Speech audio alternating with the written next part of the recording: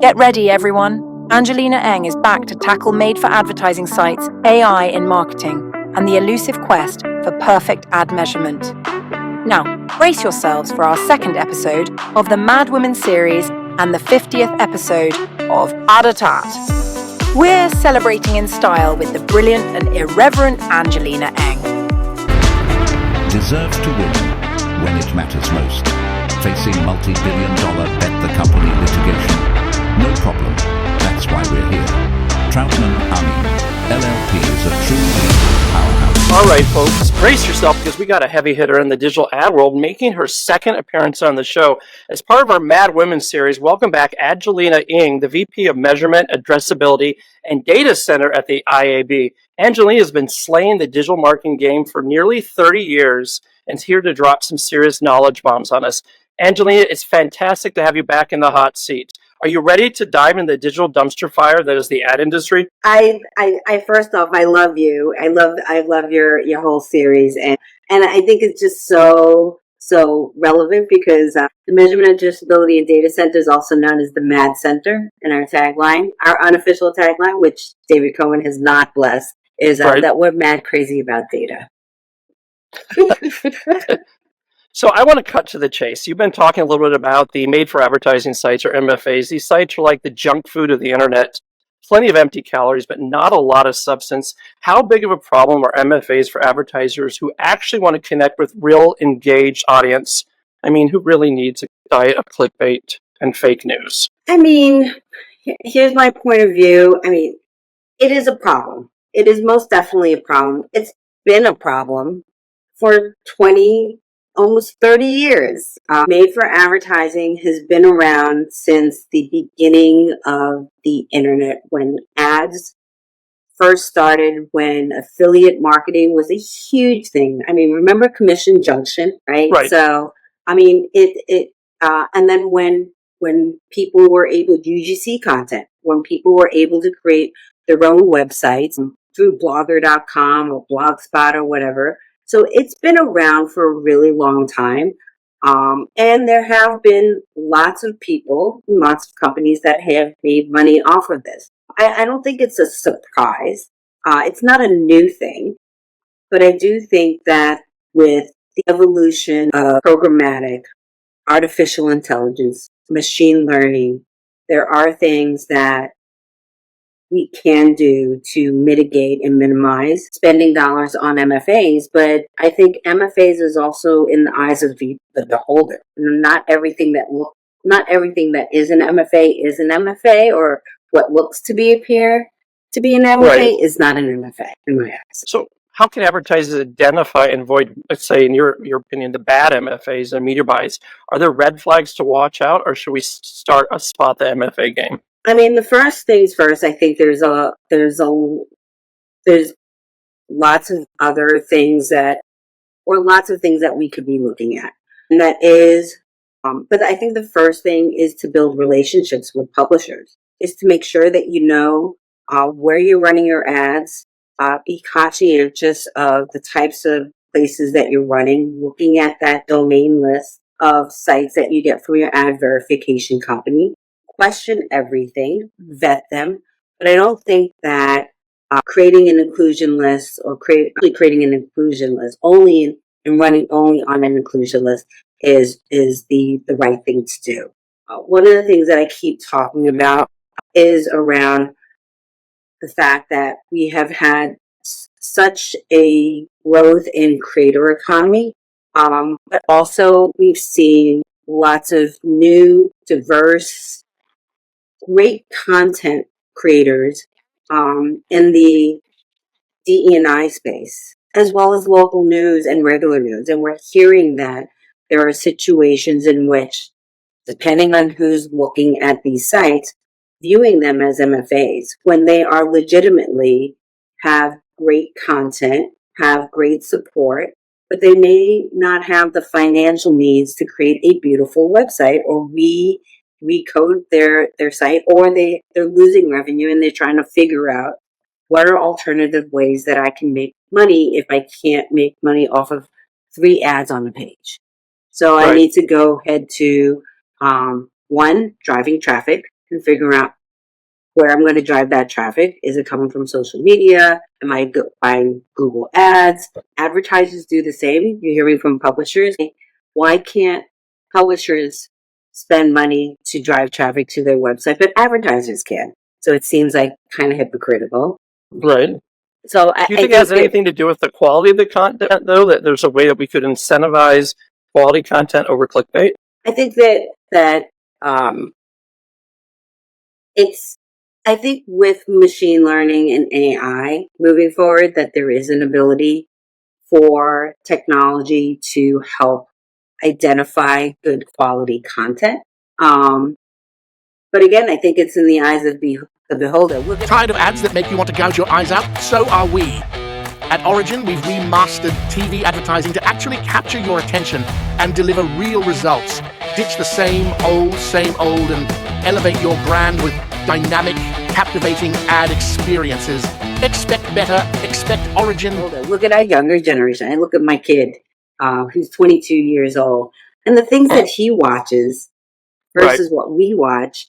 He thinks he finds entertainment. I find it to be kind of annoying content. Right. Well, we had Jib Jab and Hamsterdams in the day, right? So that was pretty annoying. Also, the Mad I think magazine Jib Jab's still around, actually. Jib Jab is still around. So I hate to ask a different question. So if you don't like these inclusion lists, what about what the Trade Desk is doing with their 100 list? I mean, I think what happens when you have an inclusion list is that you limit the potential of finding alternative media channels or alternative where your audience is at. And isn't this about finding your audience in the right place at the right time with the right message? And I think that inclusion list prohibits or limits the ability to allow for free ad-supported internet. So I think there are definitely ways. An exclusion list makes sense, right? There are specific things that you don't want to run on. You clearly label that.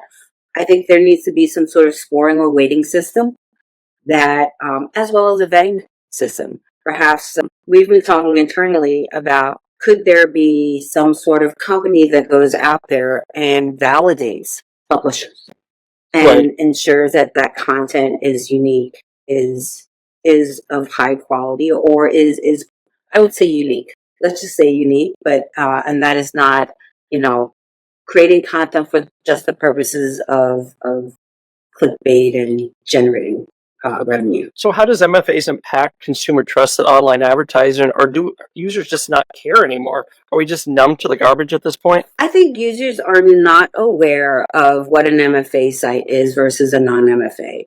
They just go to sites that they find that are interesting, and that's why I think we need to figure out the balance. What is the audience?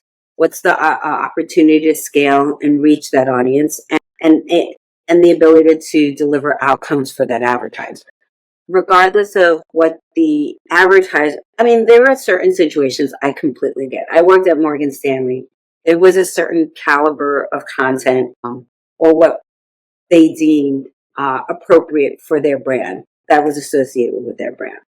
Same with a couple of other accounts that I worked on, especially in financial services, health insurance, and in some cases, even CPGs. Like if you're going after models, this doesn't make sense to be on a male health magazine. Who knows? But I think that if there was some sort of way to validate that, and even trace an organization, so that whoever owns that website is legit in some way, I think that would be something that we could possibly lean towards, versus this kind of cat and mouse game of updating lists constantly and chasing after. I think if there was, for every company, register appropriately, just like you do any B2B, any company, and have that be validated, might be something interesting. Switching gears a bit, AI marketing, everyone's talking about like it's the second coming. What is the IAB's take on the AI's role in our future? Are we looking at the dawn of a new era, or just more technical? Is it Terminator or what? It's both. It's both. And I love both those movies. I think I love the potential opportunity that AI will play. And I see a role where it helps with creative development and production, Right. and the ability to create various different versions that would, especially for those working brands in the health sector, that would still be, compliant with regulation, and pass and still get approval from their internal teams, that would reduce the ability to have to produce those ads manually, right? So working with web developers or H205 creators and such, and video editors, that they can focus more on the storytelling, accepting iterations of different versions, testing and learning, versus spending lots of money on the actual production of the assets themselves. Do you think it will help make sense of the huge data deluge that we're dealing with? Like all those data points will finally have some use? I think, yeah, I think to some degree, and unfortunately, sometimes it will be hard to determine what exactly is really was the specific data point that is being used. But there might be some usefulness of some data sets that aren't being used, or that are at face value seem to be credible at all, or just important. But I think that what I'm most excited about is this ability to take data sets from your target, your audience, the placements, your media plans, align that with creative, come up with different renditions of and recommendations and insights. So you're going to have an engine that's going to not only say, "Hey, this is what your media mix should. This is what your media mix should look like, but this is how your audience is performing. Here's some insights into their behavior, their interests. They're perhaps, they are now in a new segment, and then recommend what creatives or what ads would appeal to them. What are the things that incentivize them, that interest them, and certain types of call to actions or colors." So I do think that there's a role for that. And then I think the secondary is this idea of, with all this cookie going away, with the loss of signals and privacy regulations, that AI can play a really impactful role in attribution and cross-channel measurement. That is something that has been always difficult to do because of the fragmentation with walled gardens and now retail media. And then you're going to have privacy sandbox at some point where it rolls out, that there's going to be less information that we're going to be able to trust accurately. And I think AI is going to help fill some of what we'll call the data gaps, and make some assumptions on what the actual impact has been. So how is the IAB preparing for the ethical implications of AI marketing? Can we ensure that our overlord robots play fair? So, interestingly enough, we went to Washington, D.C. about 2 weeks ago, early this month. And we met with 6 senators, and it was led by our public policy team. We also met one of the leaders in the draft of the AI executive bill that Biden had signed.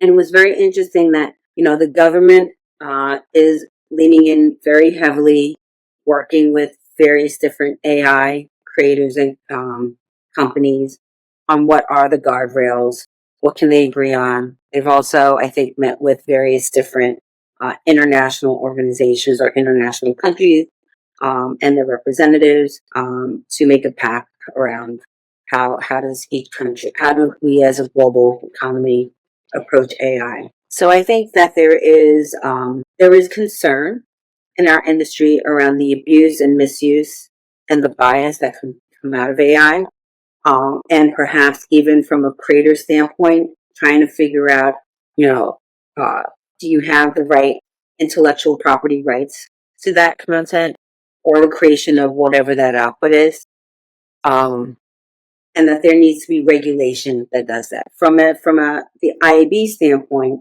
we're looking at providing guidance around minimizing bias. What are the types of work streams that you should be thinking about?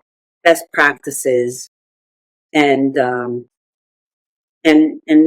and looking at different use cases. So educating our industry. I don't think we'll come up with like here are guidelines that you have to abide by, but we'll have best practices, we'll have recommendations, and we'll also provide guidance around data policies around. I think the biggest challenges you foresee in integrating AI into marketing is it the learning curve or the trust factor that keeps you up at night?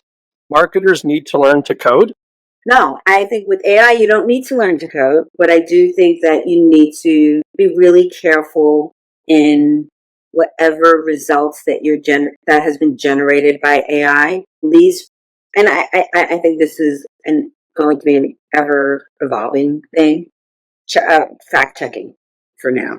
Right. I've been noticing one AI listens to another AI, it just spreads false facts. Yeah. I've even had Chat GPT tell me stuff that's obviously false, and I'll go back and ask it, and it'll tell me, no, I just made that up. I haven't tried that prompt. I'm going to have to do that one. Yeah. It's gotten better in the 4.0, but in like 3.5, there's a couple times where it was like, it just had something in its memory. I said, that doesn't seem right. Search to find if this is correct. And it comes back, no, this is completely untrue.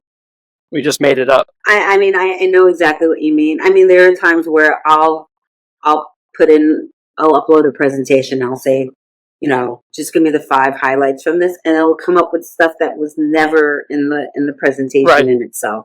And it was like, just because it talked about AI doesn't mean that it's implying these other things that you just included. So I think that's the biggest thing. So if you could make a bet on one AI innovation revolutionizing marketing, what would it be? What is the big, bad, bold prediction here?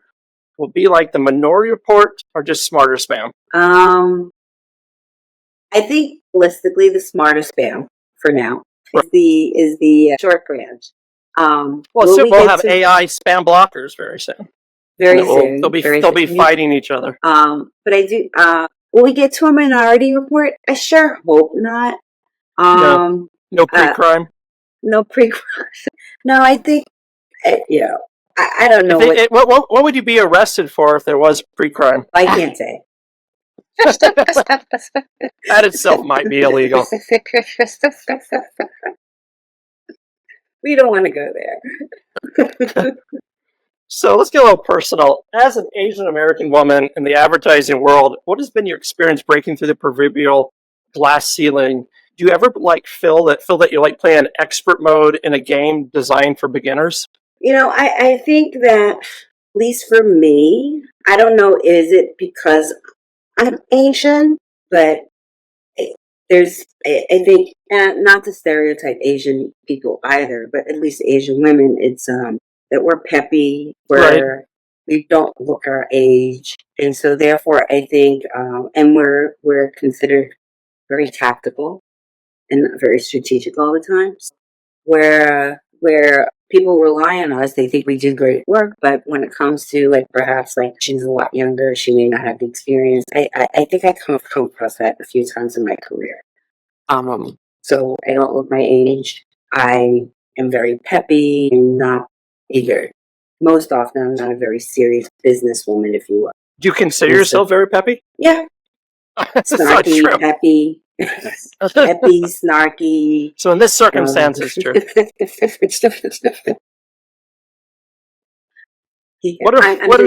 I'm just not this serious, before that most Asian people might want. You didn't go to school to become a doctor? I tried to be an accountant. That didn't work out very well. Although I was really good with numbers, it's just that it's just not my vibe. What are the biggest changes you've seen in women in the industry over the years? Is it getting easier, or is it like climbing Mount Everest in heels? I think it's definitely gotten easier. You're seeing a lot more women on stage. You're seeing them in more meetings. I think, though, that when it comes to AdTech, it's still very much a male-dominated area. So, and predominantly in AdTech. You are seeing more women, developers, engineers. Why do you think that is? I think I see more male salespeople and sales revenue out in our industry. I don't know. There's some really great women out there that I've met and come across that are just as smart and can sell, chewing gum off of the bottom of a shoe if they needed to. I think that maybe perhaps sometimes it's the work-life balance. I have no idea, but I was I think talking to Judy Shapiro a little bit, who's taken, I think, 1 or 2 companies public. One of the things we brought up was that there seems to be an ad tech, like the male-dominated culture seems to be about making a product, making as much money, and selling it. While she believed that the female founders are more about making a product that actually makes change or actually solves a problem, not just something that is buzz. What do you think about that?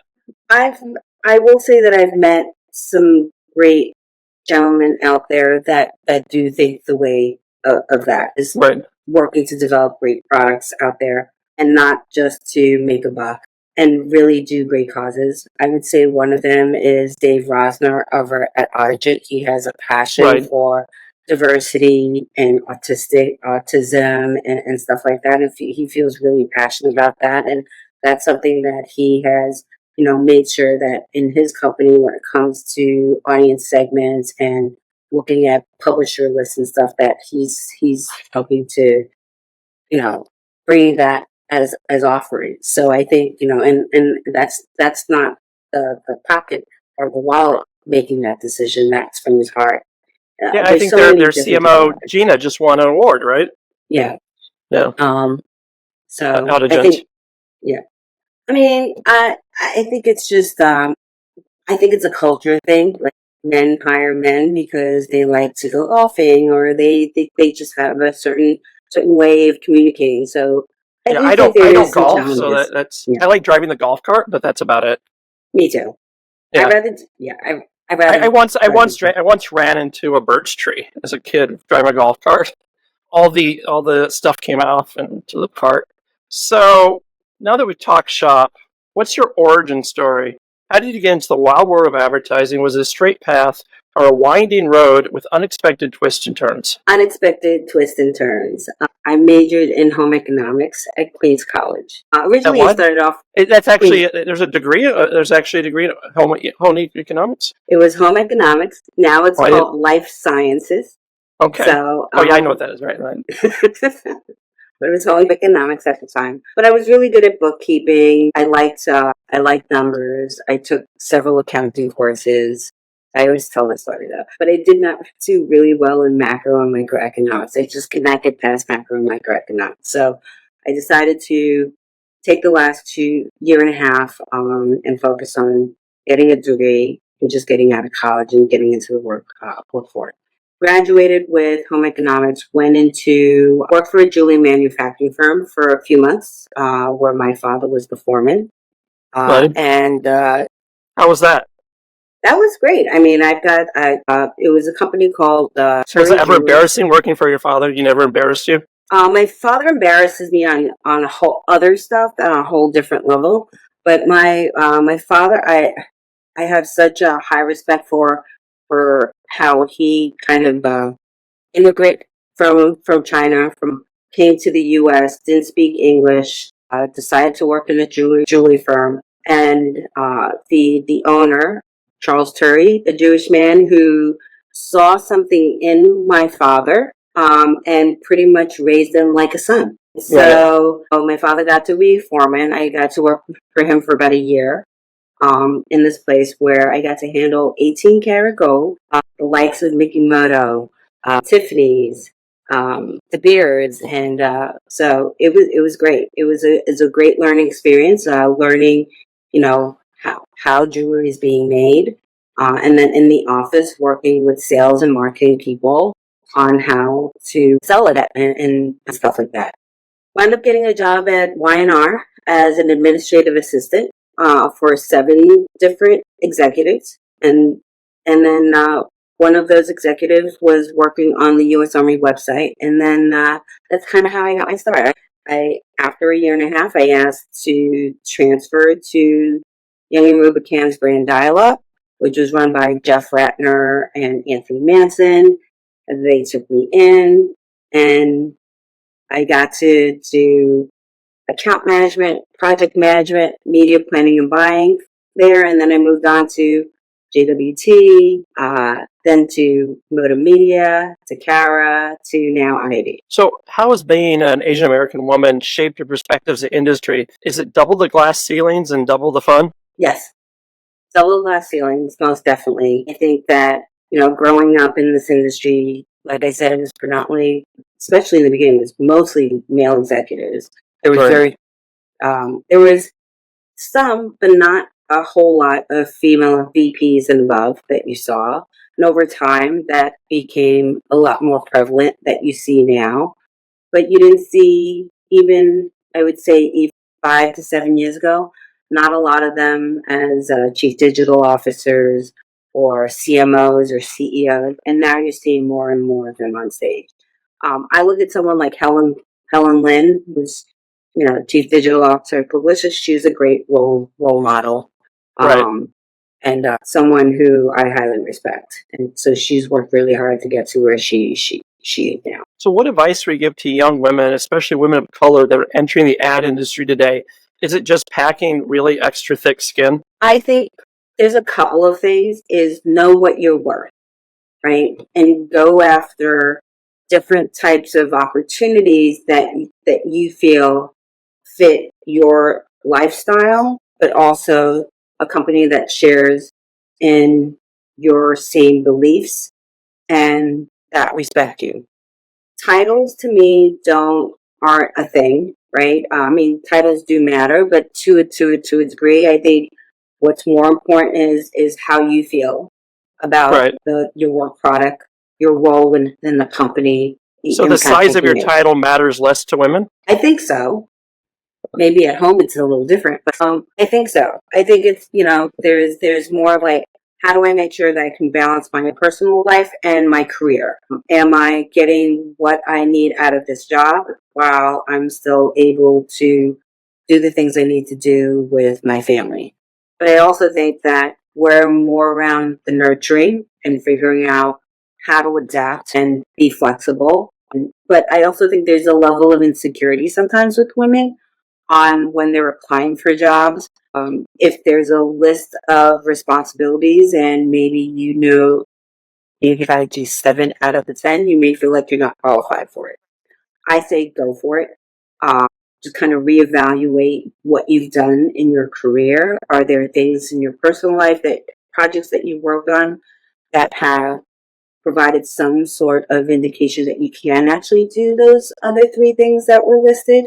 Or there are things that, like, for example, if you don't know how to do SQL or R, well, how quickly did you learn other programs and platforms in the past? Well, maybe perhaps take a few courses on the side. But if you can adapt and learn things really quickly, I don't see why not apply for those jobs. Can you share a story where you felt you made a significant impact or breakthrough? Was it like a rocky moment?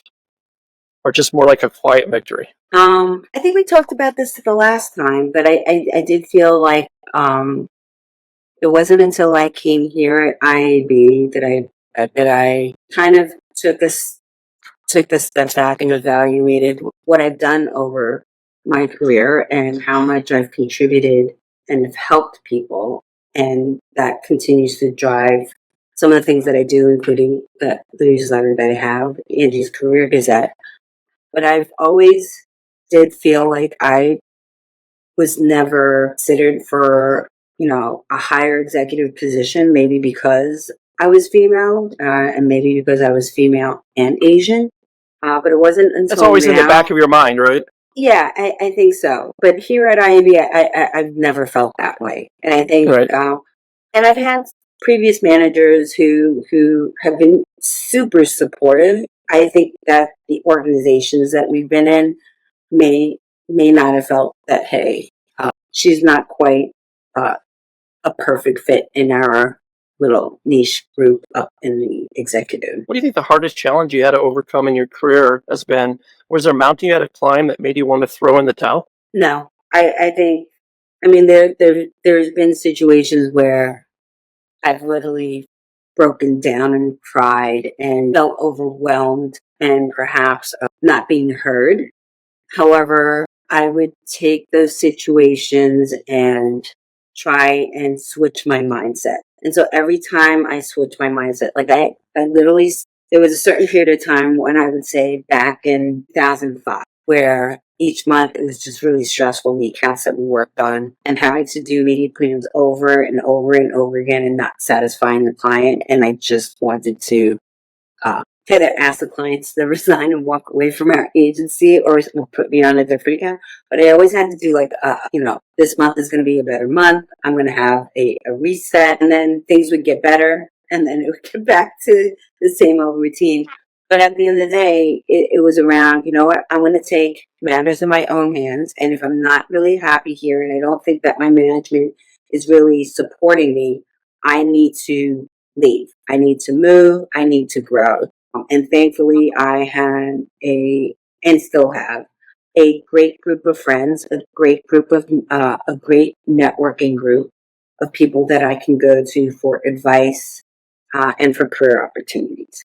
And so I don't think I would be able to have done what I've done over the years without that network of great friends.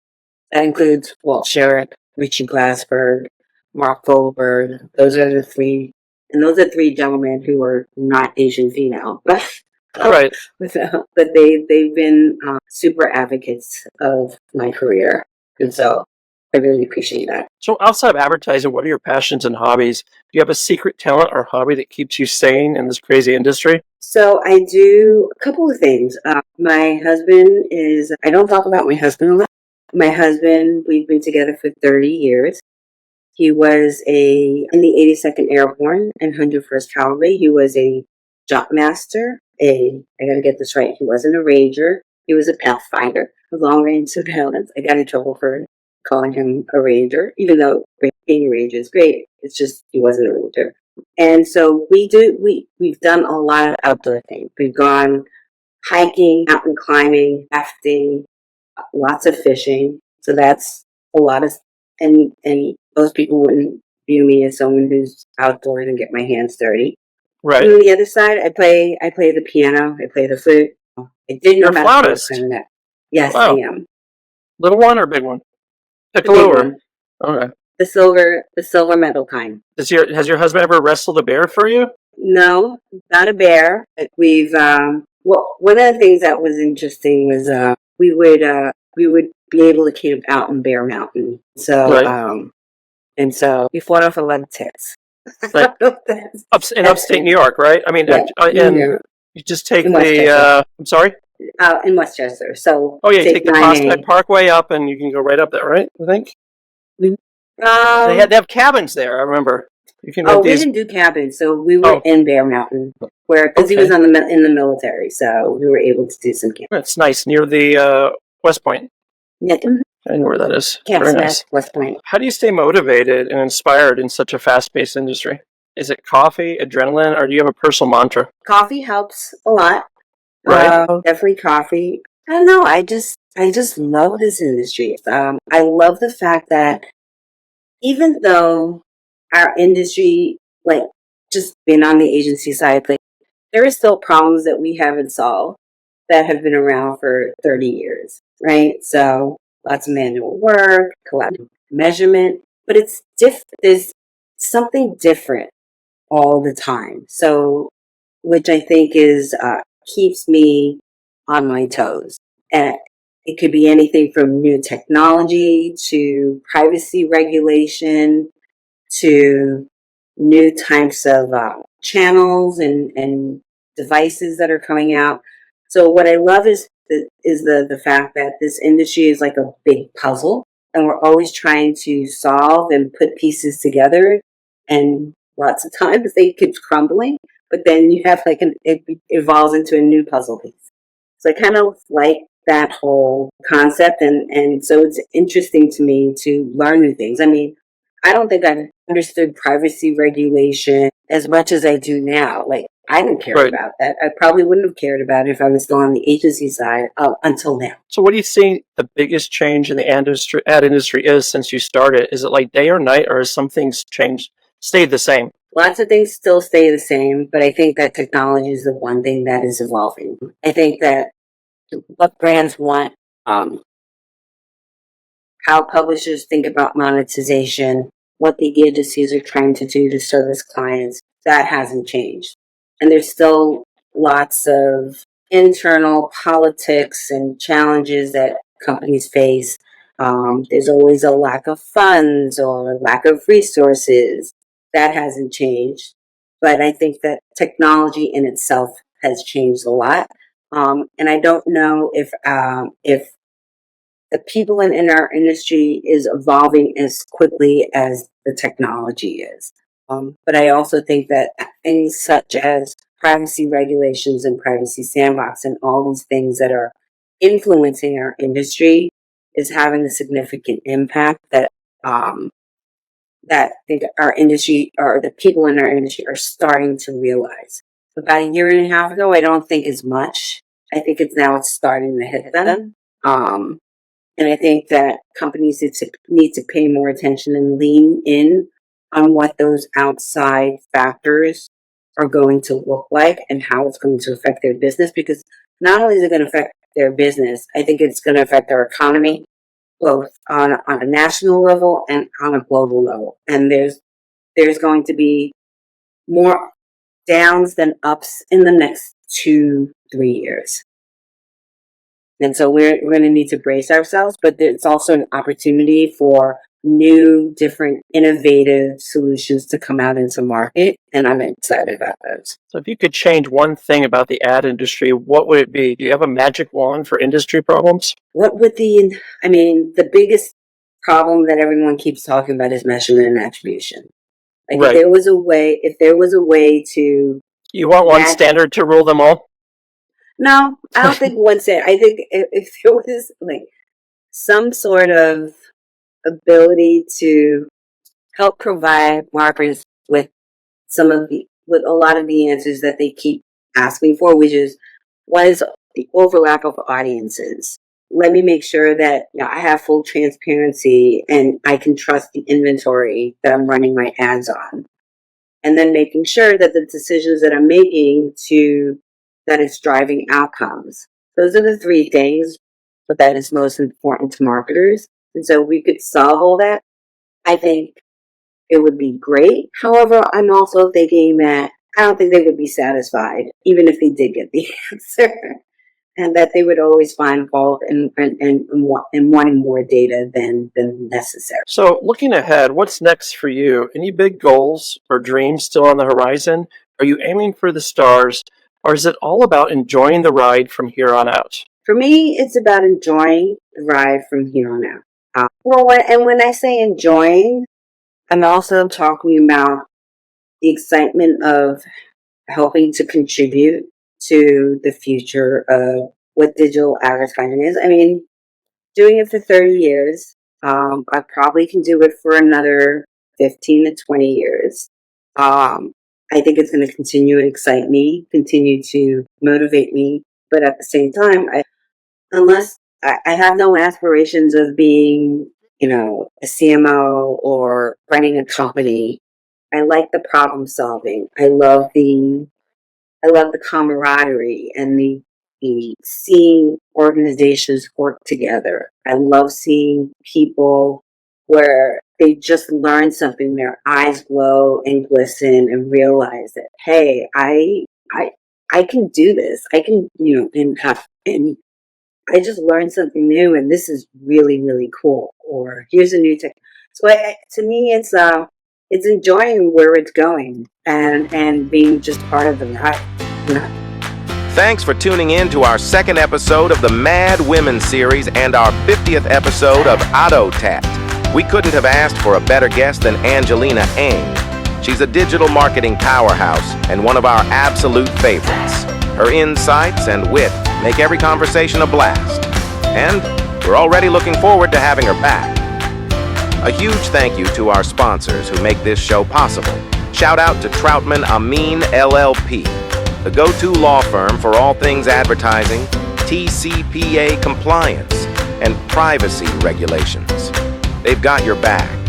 And let's not forget Origin, the media maestros at Origin Media TV, revolutionizing how we experience and interact with digital content. As always, remember our mantra: stay bold, stay curious, and no more than you did yesterday.